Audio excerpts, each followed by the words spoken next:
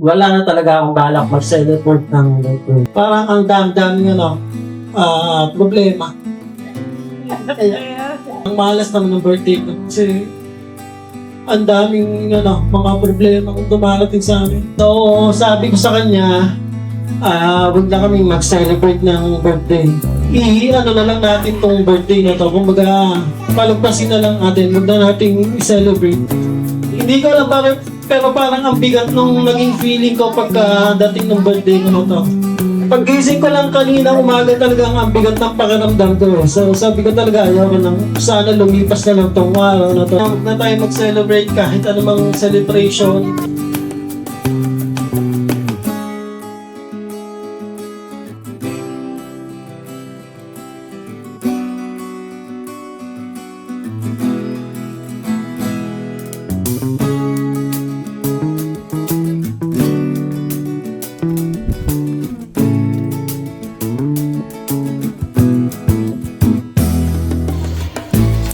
So yan guys, today is birthday ni Daddy. Malungkot siya. Diba no? Hindi siya nagsasalta. Tatry namin siyang surprise mamayang gabi. Pero since kahapon, malungkot lang siya. Diba natin? Ngayon, meron kami ng surprise na Jollibee party. Hindi ko alam kung ano yung team kasi hindi nila sinasabi sa akin. Eh kasi baka i-spoil. So ayun, malalaman natin kung masusurprise siya. Ano yun, Racy? Hindi ko alam. Eh pang kids yun eh. Hindi mo alam. So hi guys, good morning. Today is my 40th birthday. So officially 40 years old na.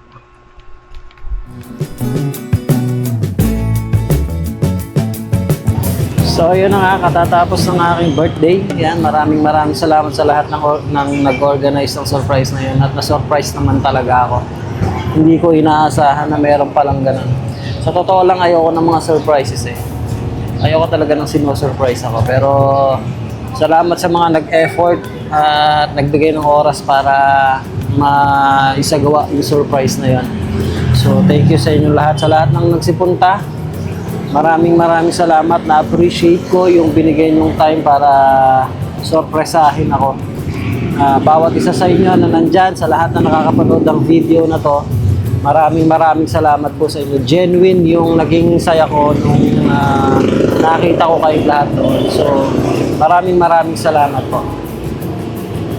At syempre, maraming salamat sa aking kapatid, si Pugi, at kay Mami Bu, kay Mina, sa lahat ng nag-surprise para sa birthday ko.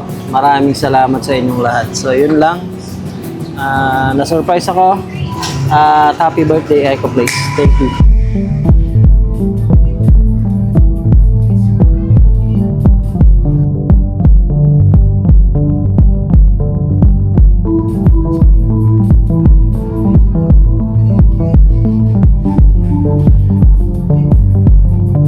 Mag-game. So yun, nandito na kami ngayon sa Jollibee. So, andito na rin yung mga bisita. Sobrang aga nila. Uy! Sobrang aga nila dumating. Kung halos kompleto na sila, ilan na lang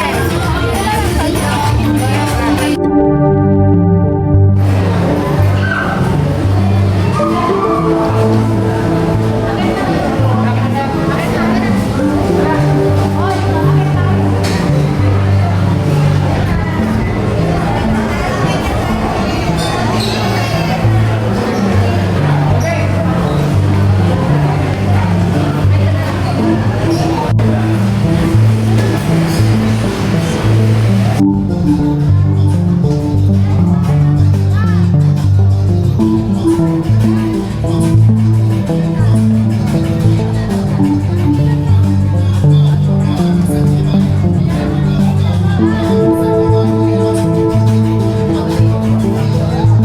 po natin makisigaw, makikanta at makisali sa lahat ng games.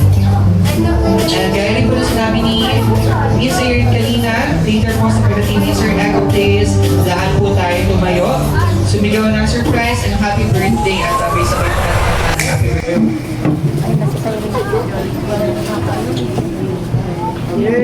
Kaya lang naman yan, nawala pa siya.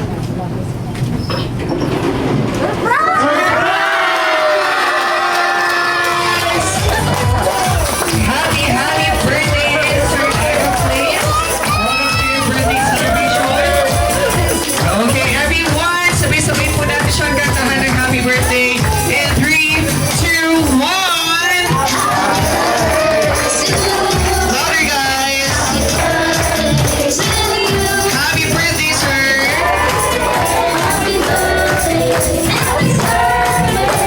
Alright, one more time!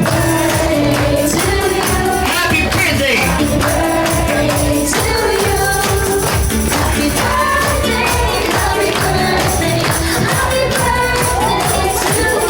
Okay, sabay-sabay din pala siya patiyan ng happy birthday. Hindi ko walang malakas! Happy birthday! Alright, please remain standing po. Kaya manatili tayo nakatayo ng hands for our opening prayer na maulani. Tatay Rico dito sa harapan. Echo Place, sapatos ng pagmamahal. Good vibe lang. Yeah, yeah, yeah. Hindi man mayaman sa buhay, pero may pusong tunay. Simpleng tao lang na nangangarap makapagbigay ng saya sa lahat. Hindi ko inaasahan. Hindi, actually, sabi ko kasi kay Mrs. no, na wala na talaga akong balak mag-celebrate ng birthday. Kasi bago pa ang birthday ko, parang feeling ko, parang ang dami-dami problema. Hindi, kasi bago pa dumating yung birthday ko, sabi ko kasi ang malas lang ng birthday ko kasi ang daming mga problema kung dumarating sa amin.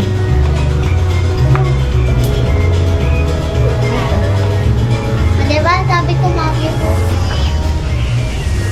So, sabi ko sa kanya, huwag na kami mag-celebrate ng birthday.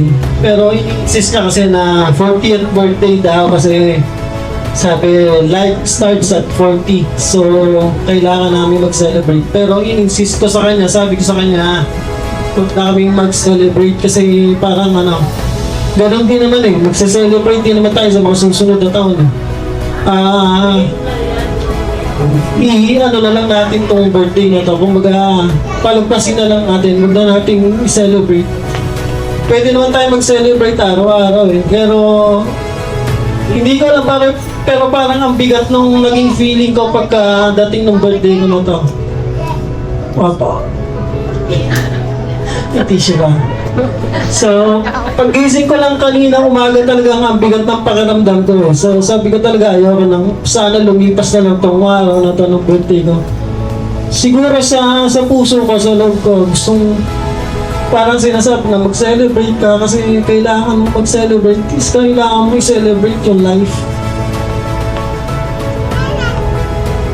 So, ayun lang. Hindi ko talaga inaasahan na magse-celebrate ng birthday kasi iniisip ko din, gastos lang yun eh. Gastos lang. Pwede nating ilan sa ibang bagay. Ganun. Kaya sabi ko sa kanya, huwag na tayo mag-celebrate kahit anumang celebration, i-cancel na lang natin para maituon na lang natin sa ibang bagay. Pero, salamat pa rin kasi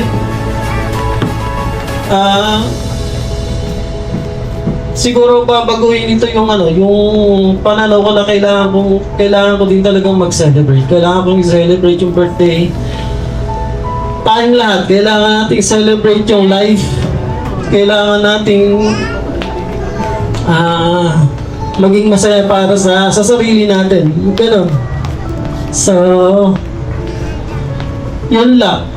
Thank you. Unexpected talaga. Wala akong inaasahan na kahit ano. Thank you. Thank you so much, sir. Yeah, love na love ko kayo. Thank you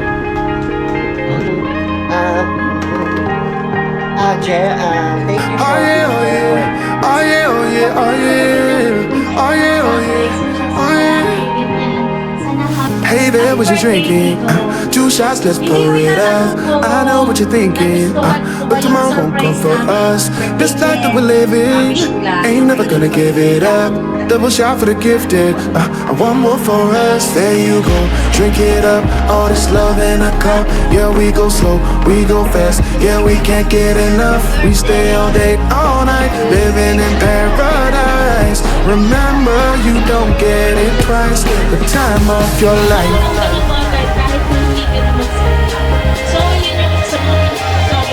This is the time of your life. Remember, you don't get it twice. The time of your life. Happy birthday, sir. I wish you never that. Surely he loves you so much.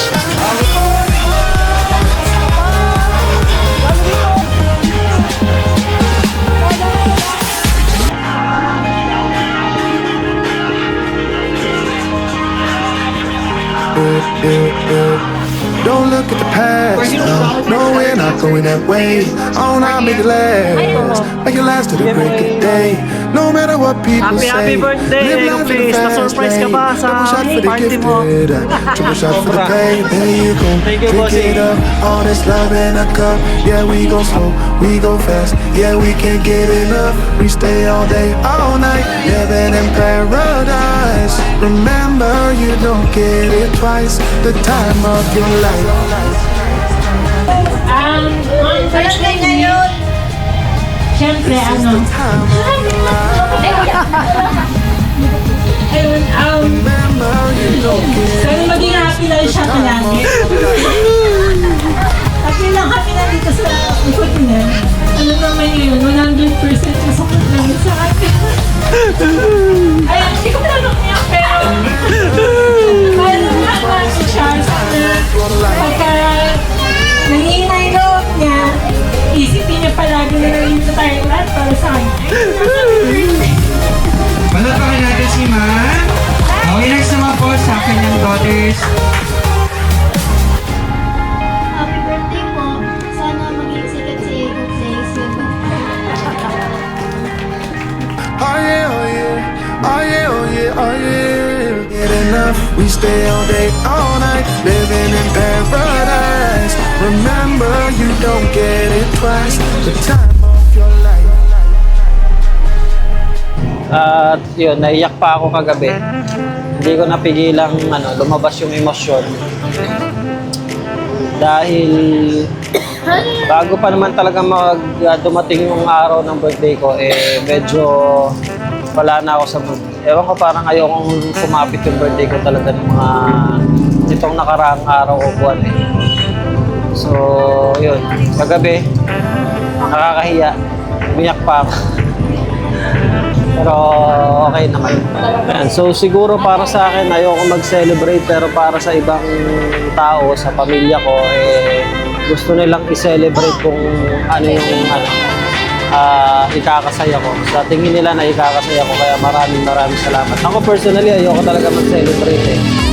Pero nung nandun na, nung nag-celebrate na ng birthday, nandun na yung mga guests, na-realize ko din na kailangan din talaga natin i-celebrate yung life, yung buhay natin. May napanood akong vlog ni Kong TV. Birthday ni Kong TV, sa vlog na yan, ayaw niya rin mag-birthday. Ayaw niya rin ang nagse-celebrate ng birthday. Ang nagse-celebrate lang ng birthday para sa kanya is yung family niya. So yung naging kwento ng vlog is matanda. Kumbaga matanda na sila. Tapos for the first time nag-celebrate siya ng birthday niya. Tapos after nung event, nung celebration, ginagabihan, parang ano siya, inatake. Nagkaroon siya ng parang heart attack ganun. Sa bandang huli na yun, yung sa nakahiga na siya sa sahig, sabi niya, eto na ba yun? Mamamatay na ba ako? Ang saya pala mag-birthday. Sana pala dinamihan ko yung pagsi-celebrate noon. Hindi kagaya ngayon na mamamatay na ako. So, doon napaisip din ako na kailangan kong i-celebrate yata yung birthday. Pero may mga instances talaga na hindi mo may iwasan na may mga dumarating na bagay na magpapabago sa isip mo. Ganun. So, yun yung na-feel ko bago dumating yung birthday ko eh. Na maraming problema, ganon. Sa mga naka-attend ka pala ng birthday, hindi naman po ganon kalaki yung problema ko, ha? Baka naman po isipin niya, napakalaki ng problema ko. Hindi po. Ano lang, kumbaga, parang birthday blues lang ba? Ganon lang. Hindi po ganon kalaki yung problema namin. Mga ano lang, dumadaan lang po sa ano. Hindi naman po ganon kalaki yung problema ko. Ano lang, kumbaga parang nagiging emotional lang. Dahil siguro nagkakaedad na, ganun talaga kapag ka nagkakaedad, nagiging medyo emotional ka, naiisip mo yung bawat galaw mo sa buhay siguro, ganun. Hindi po malaki yung problema namin, ha. Baka po sisipin ng mga tao na nandoon sa party kagabi, ang dami-dami namin problema. Hindi naman po, masaya naman po yung aming life. Kumbaga, hindi man po kami ganun kayaman, nakakapag-celebrate naman po kami, nakakalabas naman kami ng bahay. Yun nga lang po talagang may dadaanan kang mga humps ng buhay. Yun. So, maraming salamat po sa mga nagsipunta at mabuhay po kayong lahat. Happy birthday, Eco Place. Thank you so much.